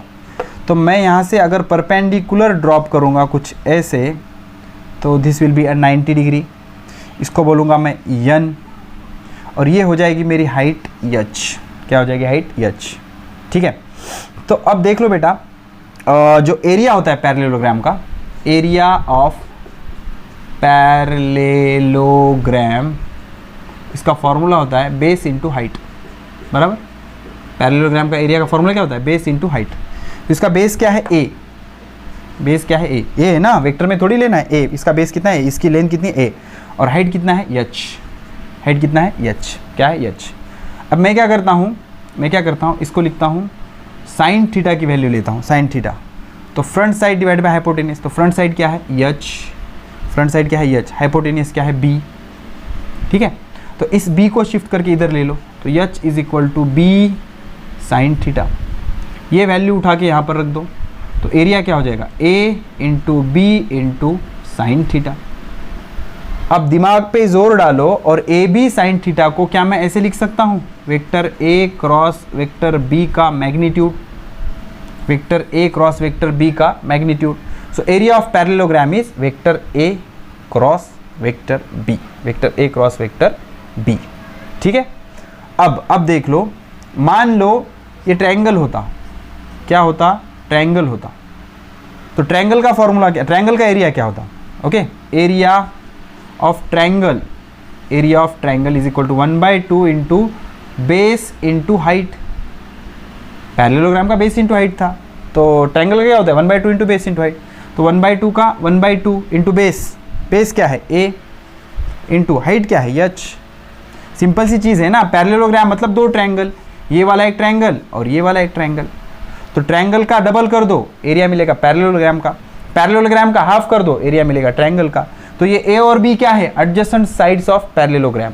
Okay, तो और यहाँ पर ए और बी क्या है? Adjacent side of triangle, adjacent sides of triangle. ठीक है, तो ए इंटू एच, ए इंटू एच की जगह क्या लिख सकते हो? वही 1/2 ए बी साइन थीटा। तो 1/2 ए बी साइन थीटा की जगह क्या लिखोगे? Vector A cross vector B का magnitude, vector A cross vector B का मैग्नीट्यूड। ठीक है, तो इस तरह से हम एरिया भी पता कर सकते हैं। अब अगर इसको हम वेक्टर फॉर्म कंसीडर करेंगे, ए क्रॉस बी, ए क्रॉस बी, तो एक परपेंडिकुलर मिलता है, उसको बोलते हैं एरिया वेक्टर। आगे हम पढ़ेंगे इलेक्ट्रोमैग्नेटिक इंडक्शन में, चलो छोड़ो उसको देखेंगे वहाँ पर, अभी इतनी चीज़ें समझ लो। ठीक है, तो इसमें आपको 3 फॉर्मूले याद रखने हैं, 3 फॉर्मूले याद रखने हैं, बहुत ज़्यादा इंपॉर्टेंट 3 फॉर्मूले हैं आपको, वो फॉर्मूले याद रखने हैं। फॉर्मूले होते ही हम स्टार्ट कर देंगे इस पे के न्यूमेरिकल, समझना। Number 1, if vector A and vector B are adjacent sides of parallelogram, parallelogram के अगर एडजेसेंट साइड्स है, तो area of parallelogram is equal to mod of vector A cross vector B. Number 2, if vector A and vector B are diagonal, very important बेटा, अभी adjacent side नहीं है, diagonal है। Vector A and vector B are diagonals of parallelogram, diagonals of parallelogram, then area is equal to 1/2 into mod of vector A cross vector B. अगर adjacent side है तो 1/2 नहीं करना पैरेललोग्राम का area निकालते वक्त, और वही ए और बी एडजेसेंट साइड के बजाय अगर डायगोनल होते, डायगोनल क्या होते हैं, ये आपका पैरेललोग्राम है, मान लो ये डायगोनल है, सो ये वेक्टर ए है और ये वेक्टर बी है, दो डायगोनल है, ये वेक्टर ए और ये वेक्टर बी। तो डायगोनल अगर होंगे तो एरिया क्या होगा 1/2 into vector A cross vector B, और अगर ये एडजेसेंट साइड होंगे वेक्टर ए और वेक्टर बी ऐसे वाले, तो एरिया क्या होगा mod of vector A cross vector B. तो पहले क्रॉस प्रोडक्ट फाइंड आउट करो, फिर मैग्नीट्यूड, क्रॉस प्रोडक्ट मैग्नीट्यूड 2 से डिवाइड करो, ओके। और तीसरा फॉर्मूला क्या है, if vector A and vector B are adjacent sides of triangle, adjacent sides of triangle, मान लो ये हमारा वेक्टर ए है और ये हमारा वेक्टर बी है, और इससे बन गया ट्रायंगल, ये हो जाएगी हाइट, ये हो जाएगा थीटा। तो एरिया का फॉर्मूला आएगा 1/2 mod of vector A cross vector B, ठीक है। अब ये फॉर्मूले में और ये फॉर्मूले में फ़र्क है बेटा, यहाँ पर ए और बी क्या है, एडजेसेंट साइड है ट्रायंगल के, और यहाँ पर ए और बी क्या है, डायगोनल से, डायगोनल से किसके, पैरेललोग्राम्स के, पैरेललोग्राम्स के, ठीक है। तो यहाँ पर क्रॉस प्रोडक्ट की पूरी थ्योरी हो गई ख़त्म। अब शुरू करते हैं इसके न्यूमेरिकल्स, ओके। तो न्यूमेरिकल्स में टोटल हमें कितने न्यूमेरिकल्स करने हैं, 1 2 3 और 4 7 न्यूमेरिकल्स करने हैं, फटाफट कर देंगे, कोई टेंशन नहीं। पहला numerical, okay, first numerical, if vector F is equal to 4 और 10 4i minus 10j and vector r is equal to 5i 3j, 5i minus 3j, तो कैलकुलेट टॉर्क पता करो, ऐसे पूछा है, सबको पता है vector tau is equal to vector r cross vector f। तो आपको पता करना है बेटा क्रॉस प्रोडक्ट, ठीक है। तो क्रॉस प्रोडक्ट कैसे पता करेंगे, vector r cross vector f is equal to determinant, पहला रो क्या होता है i j k, दूसरा रो r के कोएफिशिएंट 4 और -10 दो ही है, अब इसको प्लस 0 के लिख सकता हूँ मैं, तो यहाँ पे क्या आ जाएगा 0 आ जाएगा। और यफ के, और सॉरी ये मिस्टेक होती है बेटा, एग्जाम में ये मिस्टेक हो जाता है, पहले r के कोएफिशिएंट कितने हैं 5 माइनस 3, पहले आर के लिख सकते हैं आप, एफ के नहीं, बिकॉज कम्यूटेटिव नहीं है, 5 माइनस 3, और यहाँ पे क्या लिख सकता हूँ मैं 0 के, तो ये आ जाएगा मेरा 0, और एफ के ये कितना है 4, ये कितना है -10, और ये 0। Be careful while writing the coefficient ना, तो आर के 5 माइनस 3 0, 5 माइनस 3 0, परफेक्ट, ओके। इसको कैसे सॉल्व करते हैं, प्लस माइनस प्लस, तो पहले क्या करोगे आई लोगे, समझना भी आई, तो ये दोनों का मल्टीप्लीकेशन 3 इंटू 0 0 माइनस 0 इंटू -10 0, उसके बाद माइनस जे इन ब्रैकेट, ये कॉलम और ये रो छोड़ दो, 5 into 0 0 minus 4 into 0 0, okay, plus क्या वेक्टर के, ये कॉलम ये रो छोड़ दो, 5 इंटू -10 -50 माइनस ये दोनों का मल्टीप्लीकेशन माइनस ये दोनों का मल्टीप्लीकेशन, 4 3 12, और ये माइनस मतलब ये क्या आएगा -12। Be careful while writing the symbols, तो ये 0 इसका कोई मीनिंग नहीं है, ये बचा क्या, that will be equal to -50 minus plus 12 vector K, तो 12 में से 50 गए, -38 ना बेटा, -38 कैप वेक्टर के, तो ये आ गया torque will be -38 cap vector के, परफेक्ट। लिख लो, पॉज करके लिख लो या स्क्रीनशॉट ले लो, समझ में आया, चलो ठीक है, आगे बढ़ते हैं। Numerical number 2, we are targeted 7 numericals, हाँ, चलो फटाफट करेंगे। तो find the unit vector perpendicular to both, चलो कोई बात नहीं,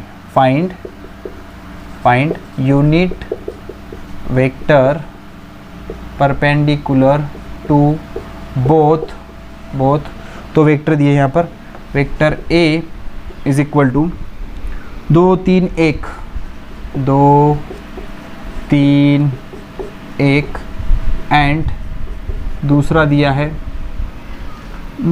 1 वज़ा 1 2, 1 माइनस 2, 1 -1 2 वो i minus J plus 2 vector के, i minus J plus 2 vector के। परफेक्ट। तो हमें यूनिट वेक्टर पता करना है जो कि ये दोनों को परपेंडिकुलर है। कैसे पता करोगे? मान लो ये मेरा वेक्टर a है, ये मेरा वेक्टर b है। अब इन दोनों से परपेंडिकुलर वेक्टर आपको पता करना है तो वो यहाँ पर आएगा। कैसे पता करोगे? ये एंगल अगर थीटा है दोनों का क्रॉस प्रोडक्ट कर लो तो ये आएगा मेरा vector r is equal to vector a cross vector b। Right hand rule से देखो ना, a से b की तरफ थंब ऊपर, a क्रॉस b। तो मुझे पता करना है cap vector r, unit vector perpendicular to both vector, no problem. तो पहले मैं पता करता हूँ vector a cross vector b और इसको बोलूँगा मैं वेक्टर r। कैसे पता करूँगा? डिटर्मिनेंट, पहला रो i j k, दूसरा रो a के कोएफिशिएंट 2 3 1, तीसरा रो b के coefficient 1 -1 2 plus minus plus, this will B plus i। ये कॉलम ये रो छोड़ दो, 3 into 2 6 minus -1 into -1 -1 minus of j in bracket, ये कॉलम ये रो छोड़ दो, 2 2 ज़ा 4 minus 1 into 1 1 plus cap vector के, ये कॉलम ये रो छोड़ दो, 2 1 ज़ा 2 मतलब -2 माइनस 3 1 ज़ा 3। सॉल्व करो इसको तो माइनस माइनस प्लस 6 और 1 7 7 वेक्टर i, 4 में से 1 गया 3 -3 vector j, -2 -3 -5 vector k। So this is not our answer, this is vector r, but we want cap vector r ना। तो cap vector r is vector r divided by magnitude of vector r। तो vector r कितना है? 7i -3j -5 cap vector k। इसका magnitude कैसे पता करोगे बेटा? कोएफिशिएंट का स्क्वायर, 7 का स्क्वायर 49 प्लस -3 का स्क्वायर 9 प्लस 5 का स्क्वायर 25। ठीक है, तो इसका एडिशन कितना आ जाएगा? इसका एडिशन आएगा 9 50 58 58 मतलब ये आएगा 83। कितना आएगा? 83। तो इसको कैसे करेंगे हम? 83 तो 1 divided by root 83, 1 divided by root 83 in bracket 7 cap vector i -3 cap vector j -5 cap vector k। ज़्यादा से ज़्यादा क्या कर सकते हो? 7 divided by root 83 cap vector i -3 divided by root 83 cap vector j -5 divided by root 83 cap vector k। ठीक है, तो मैग्नीट्यूड पता कैसे करना है उसका प्रूफ हमने लेक्चर नंबर 2 या 3 में आई थिंक अच्छे से कवर किया है। Okay, so this is numerical number 2। ठीक है, अब इसके बाद थर्ड न्यूमेरिकल क्या बोल रहा है?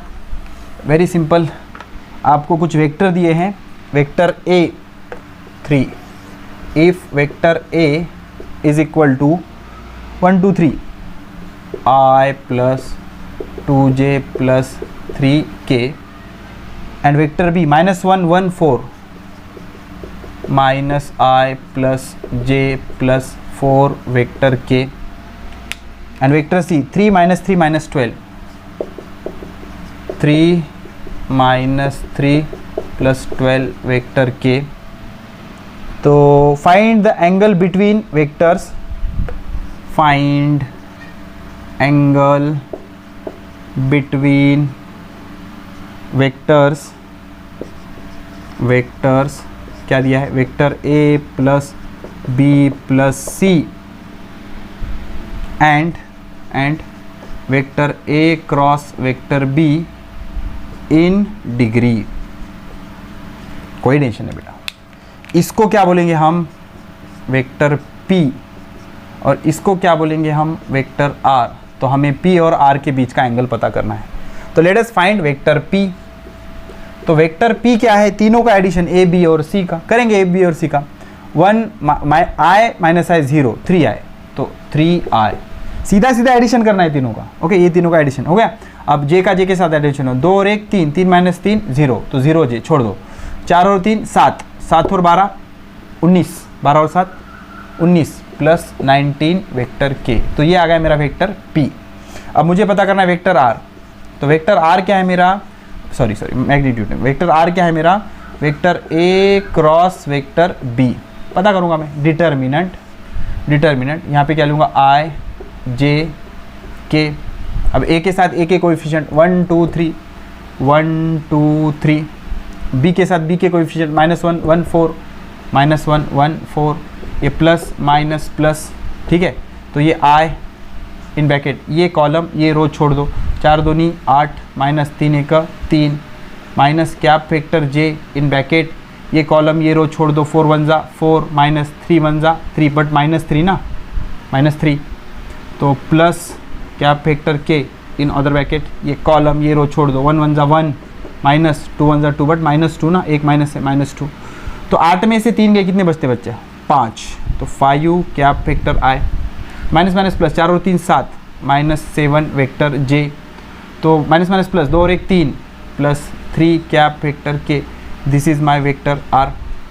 तो अब मुझे क्या करना है, P और R के बीच का एंगल पता करना है, P और R के बीच का एंगल पता करना है, ठीक है। तो P और R के बीच का एंगल पता करने के लिए मैं डॉट प्रोडक्ट यूज करता हूं, vector P dot vector R is equal to PR cos theta, यहाँ पर मेरा आंसर है, थीटा पता करना है मुझे। तो P डॉट R 5 3 15, आय का आय के साथ मल्टीप्लीकेशन, ठीक है ना, डॉट प्रोडक्ट का फॉर्मूला पता है ना, ओके। अब जे तो नहीं है, मतलब कितना 0, कितना आएगा 0, ओके। अब k के साथ k का मल्टीप्लीकेशन 5i -7j +3k, और यहाँ पर a b c, a + b + c, 3i -5k आ रहा है ना बे, 3i -5k, तो शायद मेरा कुछ मिस्टेक होगा यहाँ पर, सॉरी, यहाँ पर -12k है बेटा, -12k, आई एम सॉरी बेटा, -12k है, -12k होगा तो क्या आएगा फिर ये 3 और 4 7, 7 में से 12 गए -5, तो -5k आएगा, this will B -5k, little bit print mistake, कोई टेंशन नहीं, कोई टेंशन नहीं, कोई टेंशन नहीं, तो यहाँ तक तो हमारा सेम है, कोई प्रॉब्लम नहीं। अब डॉट प्रोडक्ट, ये दोनों का डॉट प्रोडक्ट, तो 5 3 15, जे है ही नहीं, मतलब कितना 0, 3 5 -15 is equal to PR cos theta, तो +15 0 0 डिवाइड बाई ये PR is equal to cos of theta, ये इधर ले लिया ना, तो cos थीटा अगर 0 है तो थीटा होगा cos inverse of 0, and cos inverse of 0 is 90 degree, तो थीटा कितना आ गया 90 डिग्री, ठीक है। चलो परफेक्ट, लिख लो, हो गया, चलो ठीक है। न्यूमेरिकल नंबर 3, ओके, आगे बढ़ते हैं और सॉल्व करते हैं न्यूमेरिकल नंबर 4। चलो ठीक है, लेक्चर थोड़ा सा ज़्यादा ही लेंदी हो जा रहा है, इस लेक्चर को यहीं पर रुकाएंगे बेटा, और आगे वाले 4 प्रॉब्लम माइट भी मैं नेक्स्ट लेक्चर में ले लूँगा, नेक्स्ट लेक्चर बहुत सारे न्यूमेरिकल पर मैं बनाने वाला हूँ, okay. So keep studying, best of luck.